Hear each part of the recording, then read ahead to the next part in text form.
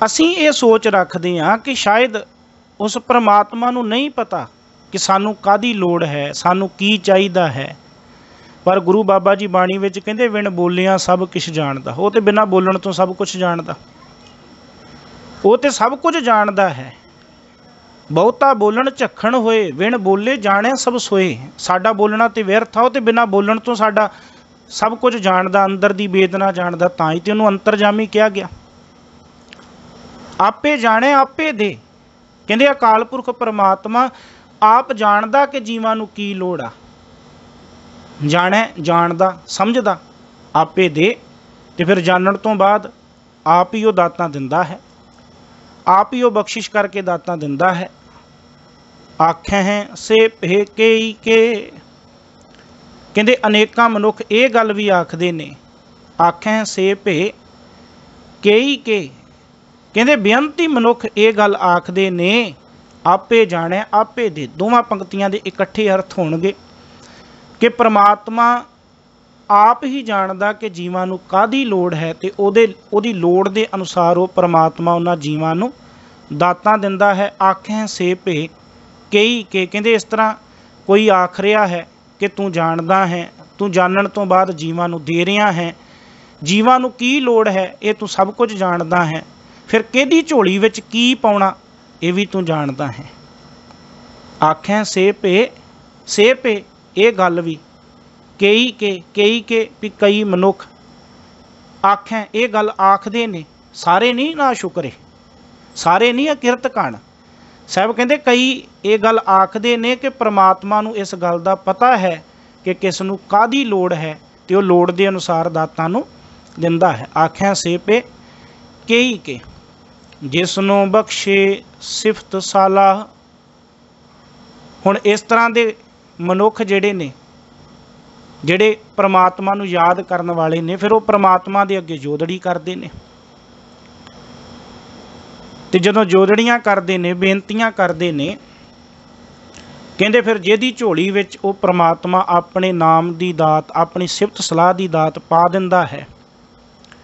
जिसनों बख्शे सिफत सालाह, सिफत सलाह या अपनी सिफत सलाह, अपनी वडियाई। जिसनों बख्शे, जिस मनुख नूं वो अकाल पुरख बख्शिश करदा है, जिहदे उत्ते त्रुठ के वो परमात्मा झोली दे विच, ओहदे झोली दे विच सिफत सलाह दी दात पाउंदा है। नानक पातशाही पातशाह, कहंदे मानो वो बादशाहां दा बादशाह बन गया, वो पातशाहां दा पातशाह बन गया। कौन? जिहदी झोली विच परमात्मा ने सिफत सलाह दी दात पा दित्ती। वो सारी सृष्टि दा राजा बन गया। राजा सगली सृष्ट का हर नाम मन भिन्ना। जिहदी झोली विच परमात्मा ने अपने नाम दी दात पा दित्ती, जदों अरजोई कीती कि विसर नाही दातार अपना नाम देह, गुण गावां दिन रात नानक चाहो एह। ते जदों उन्हें त्रुठ के जिसनों बख्शे सिफत सालाह, अपनी सिफत सलाह दी दात जिहदी झोली विच पा दित्ती, गुरु नानक साहब महाराज कहंदे नानक पातशाही पातशाह, हे नानक वो पातशाहां दा भी पातशाह है, वो सब तो उच्चे संघासन ते बैठा है। पढ़ते हैं ना बाबा कबीर साहब जी का शब्द, अब तो जाए चढ़े सिंघासन, मिले है सारंग पानी,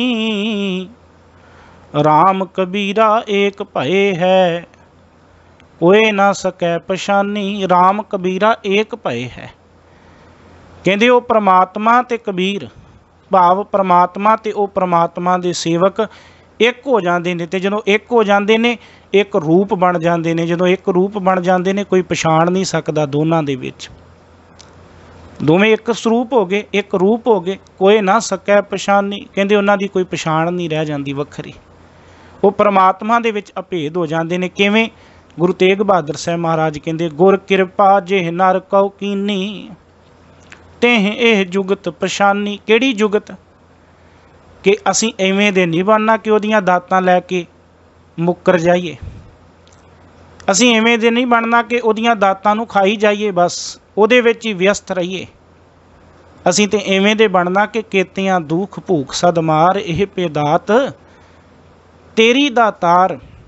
गुरु का ज्ञान लैके जदों ये गल नूं समझिया ਤੇ ਸਮਝਣ ਤੋਂ ਬਾਅਦ ਉਹਦੇ ਗੁਣ ਗਾਏ, ਉਹਦੀ ਵਡਿਆਈ ਕੀਤੀ, ਉਹਦੇ ਭਾਣੇ ਵਿੱਚ ਚੱਲੇ।